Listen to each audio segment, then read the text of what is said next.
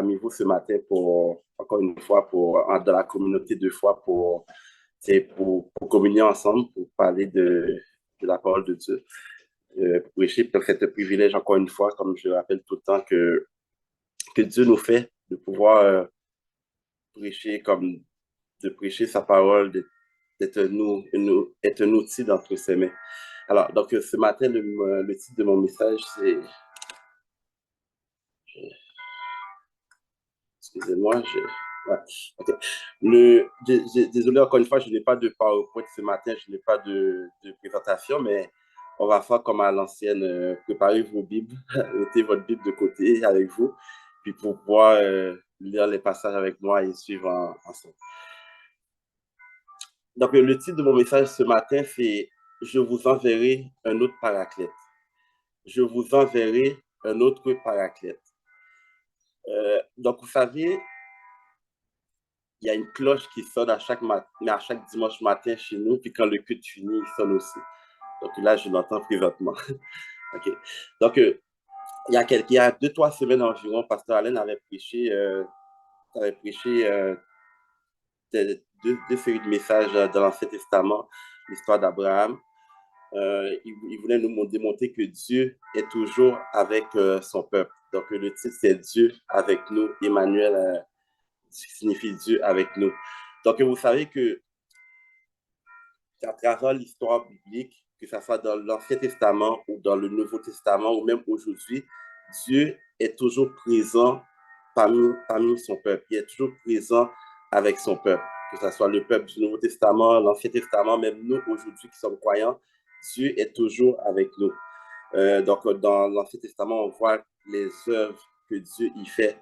C'est Dieu le Père qu'on voit vraiment sa puissance qui se manifeste comme dans ses actes, dans ses actions, pour montrer sa présence. Dans le Nouveau Testament, on voit plus, c'est la personne de Jésus qui est en action. Mais aujourd'hui, donc, Dieu y est présent à travers le Saint-Esprit. Il est très présent à travers le Saint-Esprit avec nous et dans tous ses croyants. Mais le Saint-Esprit, j'ai comme une impression qu'on n'en parle pas beaucoup. On n'en parle pas beaucoup. Oui, on parle beaucoup de Dieu le Père, qu'est-ce qu'il a fait. On parle beaucoup de Dieu le Fils, qu'est-ce qu'il a fait, comme il a de notre Rédempteur. Mais on n'entend pas beaucoup parler du Saint-Esprit. Puis Jésus-Christ, dans son ministère, il a beaucoup enseigné au sujet du Saint-Esprit. Donc, c'est là ce matin que c'est mon enseignement va se baser surtout sur le Saint-Esprit ce matin. Donc, c'est pour ça que j'ai titré le message « Je vous enverrai un autre paraclète ». Donc, le passage qu'on va étudier, qu'on va partager ensemble pour les prochaines minutes, se situe dans Jean, chapitre 14, les versets 15 à 21. Mais on va surtout se concentrer sur le verset 16. Donc, je vais lire pour vous le texte un peu plus tard. Donc, étant donné qu'on n'a pas beaucoup de temps, donc je vais mettre un peu le contexte. Donc, le contexte, c'est vraiment dans les dernières heures de Jésus. Donc, vous savez que Jésus-Christ, il a été crucifié sauvagement comme un criminel à la croix. Donc, c'est vraiment dans les dernières heures, Jésus-Christ, il va rassembler ses disciples, les disciples dans la chambre haute, puis il va faire un enseignement. Il va leur parler. Il va leur parler, mais qu'est-ce qu'il va leur dire? Il va leur dire, mon heure est arrivée, je m'en vais, là, l'heure de mon départ approche, donc je vais vous quitter.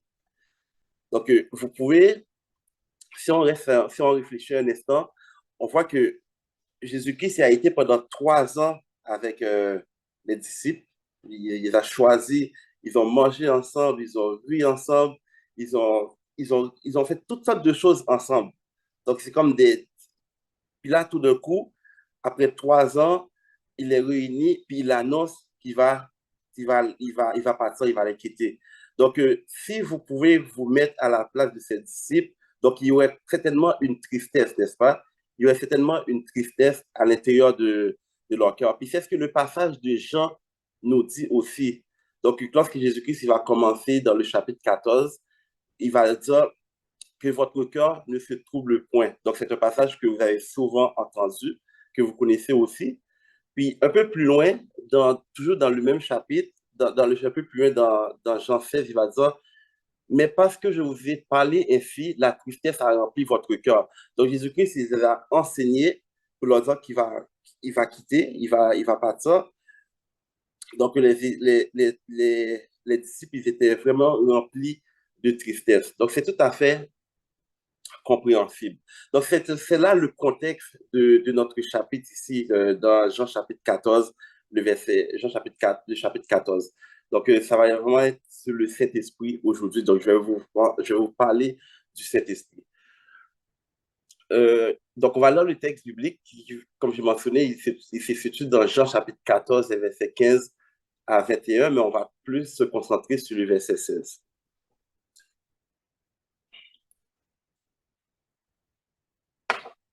Il va dire, si vous m'aimez, gardez mes commandements. Et moi, je prierai le Père et il vous donnera un autre consolateur afin qu'il demeure éternellement avec vous.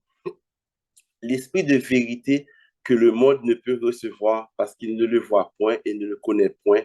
Mais vous, vous le connaissez car il demeure avec vous et il sera en vous. Je ne vous laisserai pas orphelin. Je viendrai à vous. Encore un peu de temps et le monde ne me verra plus, mais vous, vous me verrez quand je vis et vous vivrez aussi. En ce jour-là, vous connaîtrez que je suis, que je suis que je suis en mon Père et que vous êtes en moi et que je suis en vous. Celui qui a mes commandements et qui les garde, c'est celui qui m'aime et celui qui m'aime sera aimé de mon Père. Je l'aimerai et je me ferai connaître à lui.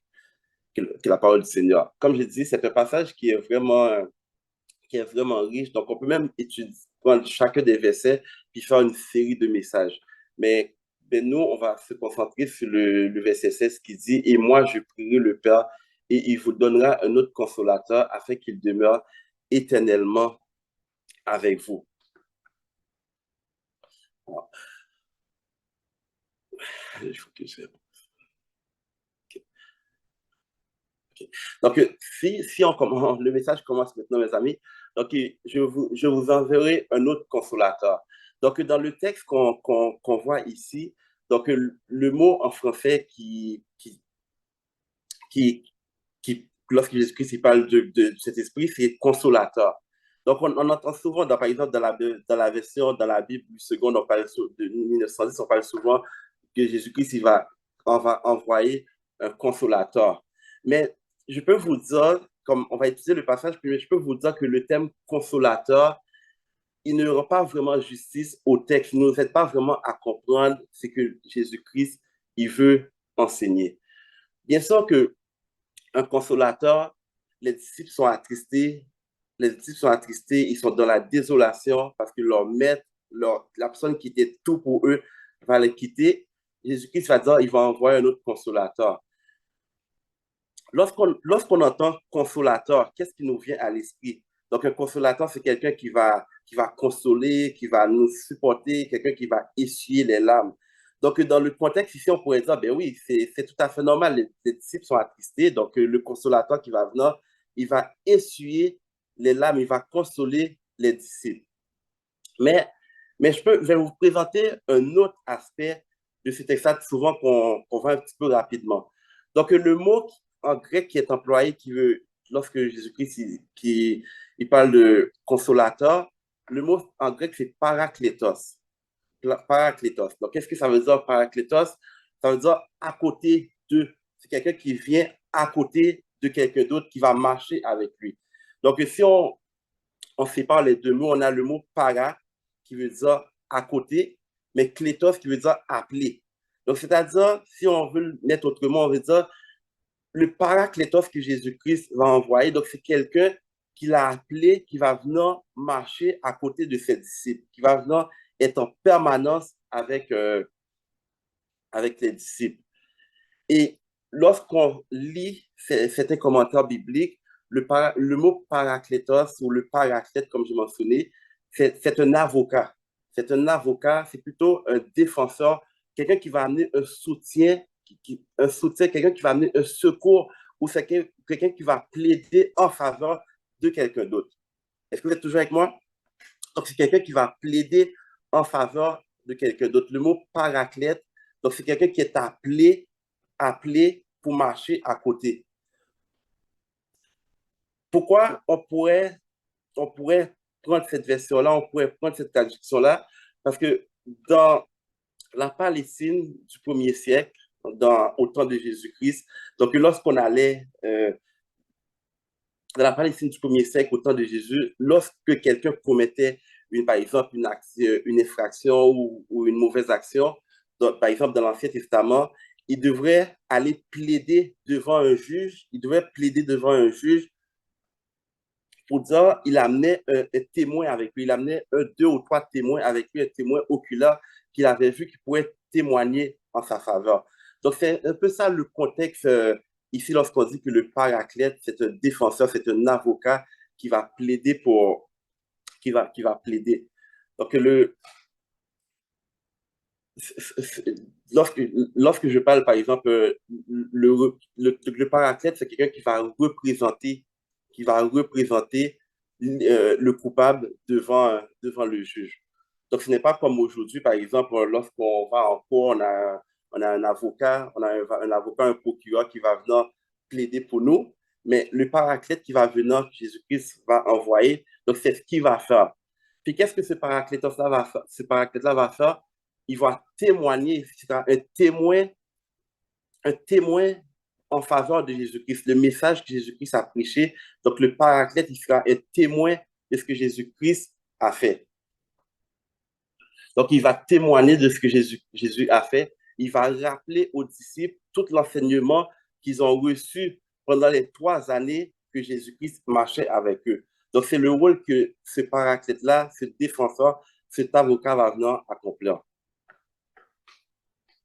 Il va dire, et moi, je prierai le Père et il vous donnera un autre défenseur afin qu'il demeure éternellement avec vous. Donc, maintenant, on a parlé du paraclète, un défenseur, un avocat, mais l'autre mot qui est intéressant dans cette phrase-là, il va dire, il vous donnera un autre défenseur ou un autre soutien. Donc, on va décortiquer un petit peu qu'est-ce que ça veut dire un autre défenseur. Comme j'aime le dire, la grammaire grecque, donc vous savez que la Bible a été écrite en grec et en araméen.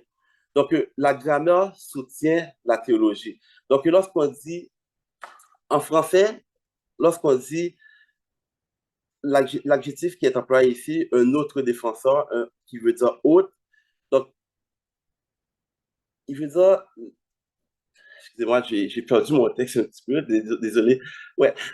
Donc, l'adjectif qui remplace autre ici, lorsqu'on dit autre, ça veut dire que c'est quelque chose qui est différent. Donc, lorsqu'on dit je vais amener un autre, par exemple, lorsque je parle à certaines personnes, je dis, mais j'ai une fille qui s'appelle Bianca, mais j'ai une autre fille aussi. Une autre fille aussi, qui s'appelle Brianna. Est-ce que Brianna est comme Bianca? Non, elles sont différentes. Elles sont différentes. Donc, en français, donc, il y a un seul mot pour dire autre. J'amène un autre objet. Mais dans le grec, il y a 2 mots qui peuvent représenter autre. Donc, on a 2 mots. Donc, il y a, par exemple, lorsqu'on veut dire autre en grec, il y a un premier mot qui est employé qui dit hétéros. Et le mot hétéros. Puis, qu'est-ce que le mot hétéros veut dire? Ça veut dire que c'est quelque chose qui est d'une nature différente, qui n'est pas semblable. Donc, lorsqu'on dit hétéros, c'est quelque chose qui n'est pas pareil. Mais dans le texte que nous avons, que Jean, il dit dans le verset 16, je vous donnerai un autre défenseur. Le mot qui est employé, c'est alos. Alos ou alon, tout dépendant comment on le conjugue, qui veut dire le alos qui est ici un autre défenseur, c'est quelqu'un qui est de même nature. C'est quelqu'un qui est pareil, qui a le même essence, identique. Donc, on comprend très bien jusqu'ici, Jésus-Christ, il veut leur dire, ne vous inquiétez pas, mes amis, ne vous inquiétez pas, bien-aimés, je vais vous envoyer quelqu'un d'autre comme moi, qui faisait les mêmes choses que moi.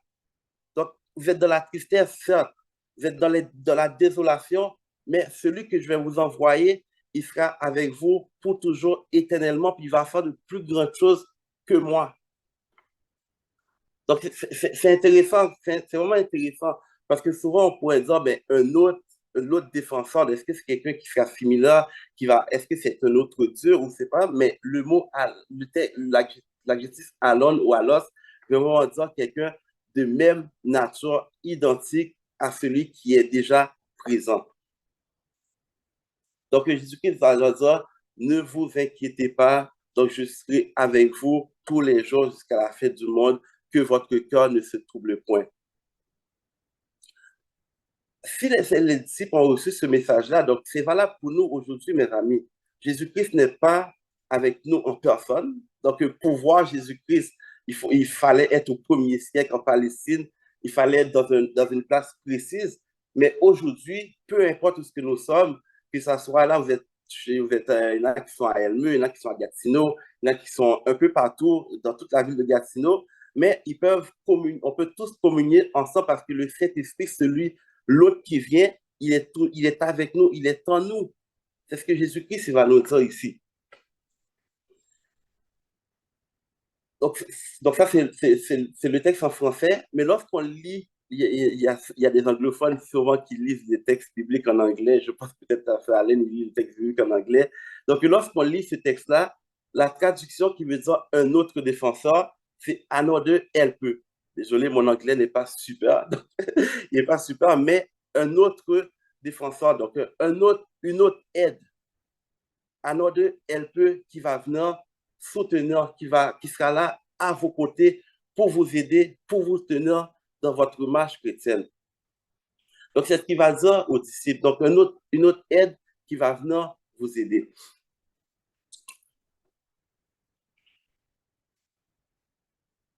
Puis, cette aide-là, quand il va venir, c'est another help, cette autre aide qui va venir, qu'est-ce qu'il va faire? C'est lorsque nous sommes en colère, lorsque nous vivons des injustices sociales, donc on voudrait se faire justice. Ou même, par exemple, on voudrait même se venger. On voudrait on a vécu une situation injuste qu'on voudrait se venger. Puis, cette aide-là, cette haute aide-là qui va venir, il va faire en sorte que nous tournions nos regards vers Christ, que nous tournions notre regard à la croix pour dire, voici ce que Jésus-Christ a fait, voici ce qu'il a payé pour nous. C'est que cette aide-là, c'est ce qui va faire, c'est ce qui va nous rappeler à l'intérieur de nous. Puis l'aide que Jésus-Christ va envoyer pour les disciples, qu'il va nous envoyer également, donc cette aide-là, il va nous permettre de pardonner. Lorsque c'est difficile de pardonner pour dire, ben moi, cette personne-là, qu'est-ce qu'elle m'a fait? En aucun cas, je ne pourrai jamais pardonner. Moi, je me rappelle, je parlais avec une fille à un moment donné, elle avait vécu des situations difficiles avec son père. Elle dit, mais moi, tout ce que cette personne-là m'a fait, en aucun cas, je ne pourrai pardonner. Mon cœur est vraiment fermé à cette personne-là. Mais je peux vous dire, mes amis, l'aide que Jésus-Christ y envoie, il peut nous permettre de pardonner. Il peut nous permettre de pardonner nos ennemis. Et l'aide que Jésus-Christ y envoie, il va nous permettre d'obéir à la parole de Dieu. Il va nous permettre d'avoir cette vie d'obéissance également.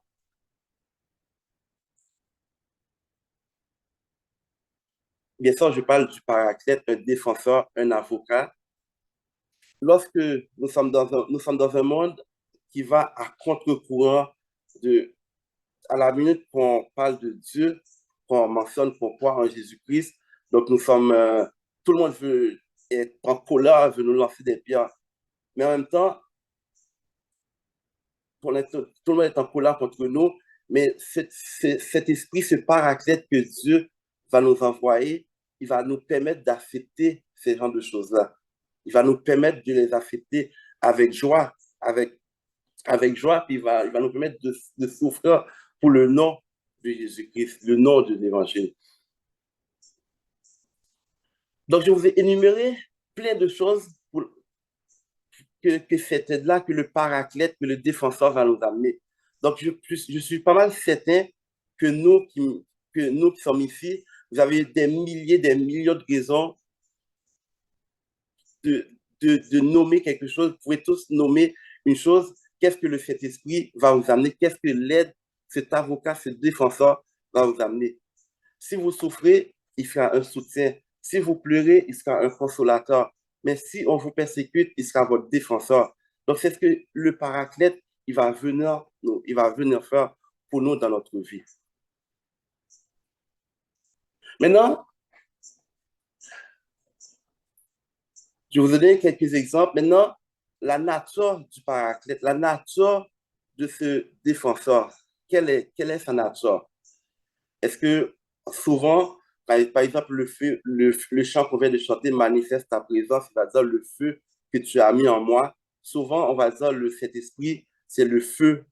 C'est le feu, c'est la tempête, c'est le vent. Mais ces choses-là sont vraies, mais je peux vous dire, mes amis, le Saint-Esprit, le Saint-Esprit n'est pas une force, le Saint-Esprit n'est pas une énergie, le Saint-Esprit n'est pas le vent, le Saint-Esprit n'est pas la tempête, mais le Saint-Esprit est une personne. Et le Saint-Esprit est une personne et cette personne-là, c'est la troisième personne de la Trinité. Bien sûr que la Bible va employer, on va peut-être au-delà, mais la Bible va employer plusieurs métaphores pour représenter le Saint-Esprit. Par exemple, le souffle, le vent, la tempête. Ou même, par exemple, lorsqu'il parle de Jésus, il va dire que Jésus-Christ c'est le chemin, la vérité, la vie, la porte.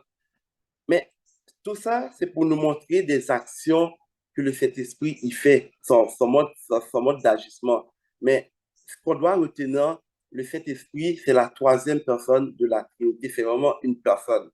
Et cette personne-là, l'autre aspect, on peut avoir une relation avec lui. Est-ce qu'on peut avoir une relation avec le vent? Est-ce qu'on peut avoir une relation avec le souffle? Pas du tout. Donc, nous sommes appelés à avoir une relation avec le Saint-Esprit également. De la même manière que nous avons de la relation avec le Fils, avec le Père, mais la relation avec le Saint-Esprit est extrêmement importante aussi. Donc, voyons quelques aspects qui vont nous témoigner de la nature du Saint-Esprit, quelques passages. Donc, le Saint-Esprit, comme je dis, il est une personne, puis une personne, ça peut intercéder, une personne peut être en relation, une personne peut prendre des décisions, une personne peut entendre. Donc, par exemple, dans Actes chapitre 13, verset 2, il va dire, pendant qu'il rendait un culte au Seigneur et qu'il jeûnait, le Saint-Esprit dit, mettez-moi Barnabas et Saul pour la tâche à laquelle je les ai appelés. Ça, c'est Actes chapitre 13, verset 2. Un peu plus loin dans l'Apocalypse, il va dire que celui qui a des oreilles écoute ce que l'Esprit dit aux églises. Donc, le Saint-Esprit, il parle. Donc, le Saint-Esprit, il parle. Au vainqueur, je donnerai à manger du fruit de l'arbre de vie qui met dans le paradis. Je pense que j'ai oublié un mot ici. Ou par exemple, dans Romains 8, verset 26, il va dire, de même, l'Esprit aussi nous vient en aide dans notre faiblesse. Le Saint-Esprit, il amène un secours. Ou par exemple, dans 1 Corinthiens 10, dans 1 Corinthiens chapitre 2, verset 10 et 11, en effet, nous ne savons pas qu'il convient de demander dans nos prières, mais l'Esprit lui-même intercède pour nous par des supports que les mots ne peuvent exprimer. Donc, le Saint-Esprit, c'est un intercesseur également. Le Saint-Esprit, il peut décider aussi, donc il a une volonté. Par exemple, dans Actes chapitre 15, verset 28, car il a paru bon au Saint-Esprit et à nous de vous imposer, de ne vous imposer d'autres charges que ce qui est nécessaire. Et cet esprit également, c'est un enseignant, le paraclète que Jésus-Christ nous envoie, c'est un enseignant. Dans 1 Corinthiens, 1 Corinthiens chapitre 2, verset 2 et 1 Corinthiens chapitre 2, verset 13, je vais là à partir du verset 12. Or, nous n'avons pas reçu l'esprit du monde, mais l'esprit qui vient de Dieu, afin que nous connaissions les choses que Dieu nous a données par sa grâce. Donc, Jésus-Christ, le Saint-Esprit, il va enseigner à nos cœurs, va nous permettre de comprendre la parole que lorsque nous lisons, nous passons du temps dans la louange, nous passons du temps à l'étude de sa parole. C'est le Saint-Esprit qui vient nous révéler ce que nous lisons. Parce que sans le Saint-Esprit, on ne comprend rien. On ne peut rien faire. Si je continue dans le verset 13, et nous, et nous, en, parle, et nous en parlons non avec des discours qu'enseigne la sagesse humaine, mais avec ceux qu'enseigne l'Esprit, employant un langage spirituel pour des choses spirituelles. Il me reste deux, trois textes à voir. Il va dire, par exemple, le Saint-Esprit, il éprouve en tant que personne de la Trinité, il éprouve également des sentiments. Donc, il peut être attristé. Donc, vous connaissez souvent très bien le passage qui dit, n'attristez pas le Saint-Esprit qui est en vous. Donc, c'est un passage qui est très connu, par exemple, dans Éphésiens 4, verset 30. Donc, le Saint-Esprit, il éprouve des sentiments également.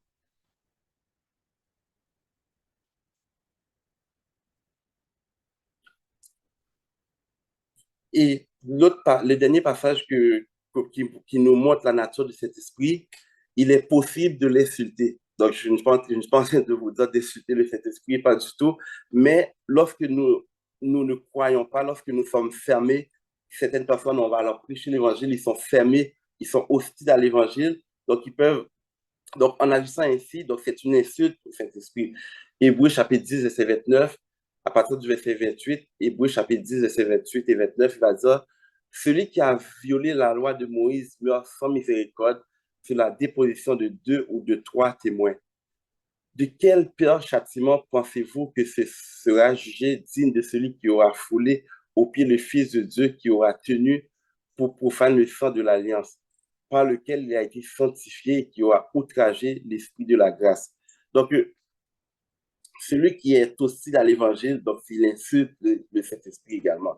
Donc, tous ces aspects, mes bien-aimés, c'est pour vous montrer la nature du paraclète, la nature du défenseur. Donc, il est une personne, il intercède pour nous, il nous soutient, il possède une intelligence, on peut l'attrister, mais il réclame également notre obéissance. Donc, c'est important d'obéir au Saint-Esprit. De la même manière que nous disons, Jésus-Christ, il dit d'obéir à sa parole, de garder ses commandements. Donc, le Saint-Esprit, qu'il est en nous, on doit l'obéir également. Ça, on peut trouver ça dans Actes chapitre 10, verset 19 à 21. Donc, on n'a pas le temps de lire. Ou dans Actes chapitre 16, verset 7. Donc, ça, c'est ça, toute la nature du Saint-Esprit, la nature du Paraclète. Puis, le dernier point que je voudrais voir avec vous, c'est le Paraclète, le Saint-Esprit qui va venir, l'autre consolateur, l'autre défenseur, il va attester la vérité qui a été prêchée.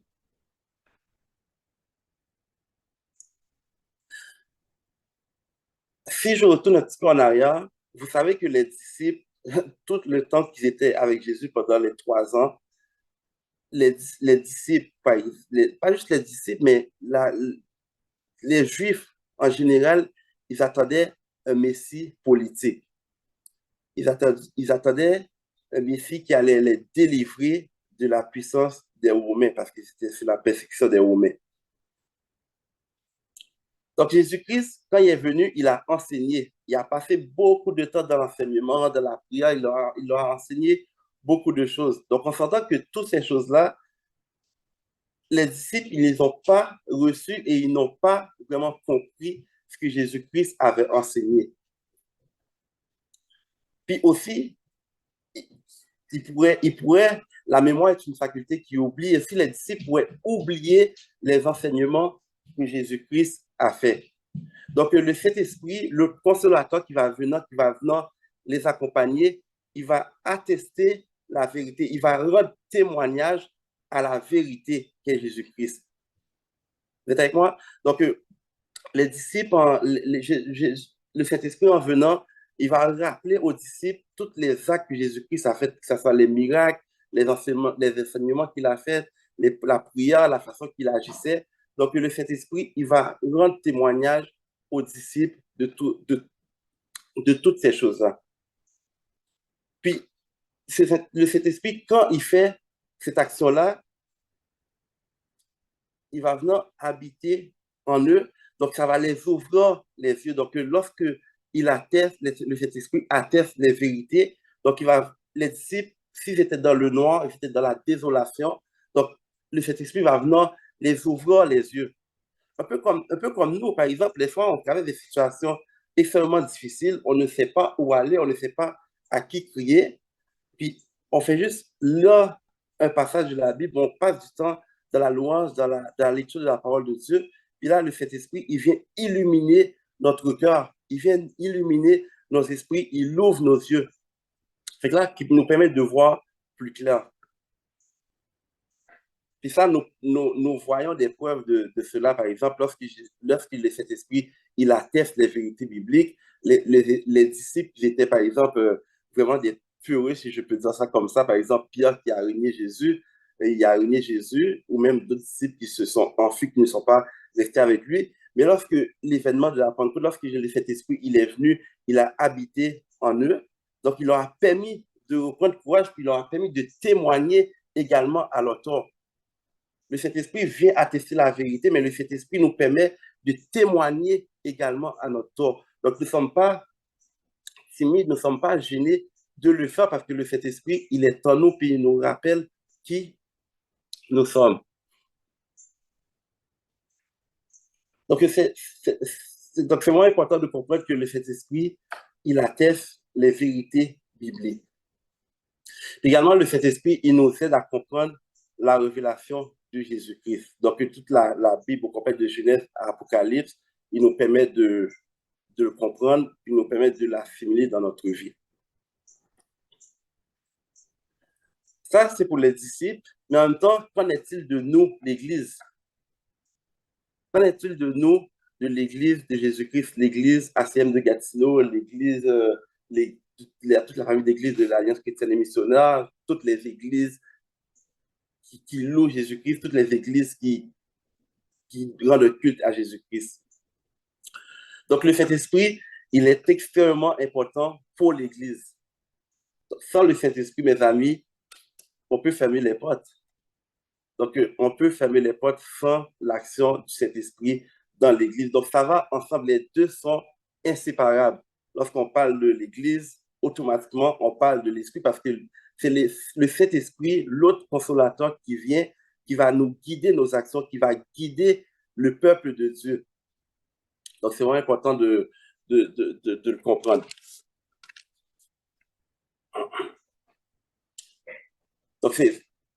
Donc, pour finir, je veux vous rappeler que le consolateur, le défenseur, l'avocat qui vient, c'est le Saint-Esprit que Jésus-Christ va nous envoyer. Il va nous soutenir, il va nous garder lorsque nous sommes angoissés, lorsque, par exemple, des fois, Cassandra on est un couple, on est marié, des fois, je la comprends juste pas. Des fois, je ne la comprends juste pas, mais en même temps, le Saint-Esprit, un peu de temps dans la prière, mais le Saint-Esprit peut permettre de me tempérer et de la comprendre. Lorsque, ou vice-versa, on ne comprend pas vous ne comprenez pas votre conjoint, vous ne comprenez pas votre mari, vos enfants, mais le Saint-Esprit, il peut vous amener ce soutien-là. Peu importe la situation, mes amis, peu importe ce que vous pouvez traverser, que ce soit la tristesse, vous avez une situation difficile, l'autre consolateur, de même nature que Jésus-Christ, de même nature que le Christ, il est là, il est en nous, il est en vous pour nous permettre d'affronter toutes les situations de la vie. On sait que ça peut être difficile aujourd'hui. Nous sommes sollicités, nous sommes frappés de tout part, mais le Saint-Esprit, il est là. Il est là, puis Jésus-Christ, il nous a fait cette promesse-là. Il dit qu'il ne nous laisse pas orphelins. Si vous n'avez pas vos deux parents ou il vous manque un parent, vous avez perdu une personne qui était importante pour vous, le Saint-Esprit, il est là. Il peut sécher les larmes, il peut nous défendre, il peut nous soutenir, il peut nous garder, il est cette haute aide qui nous amène sur le confort au temps opportun.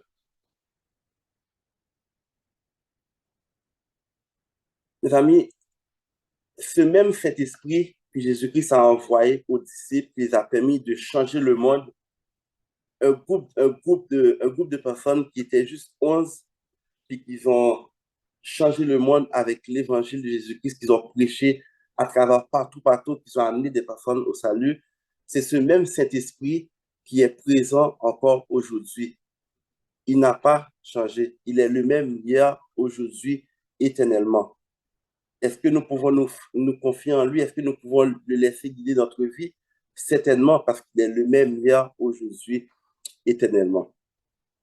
Donc, c'est le message que j'avais pour vous ce matin. Que le Seigneur vous bénisse et dans un autre message, on va continuer à parler du Saint-Esprit, peut-être dans Éphésiens, qui dit n'attristez pas le Saint-Esprit ou soyez toujours remplis de l'Esprit. Donc, que le Seigneur vous bénisse.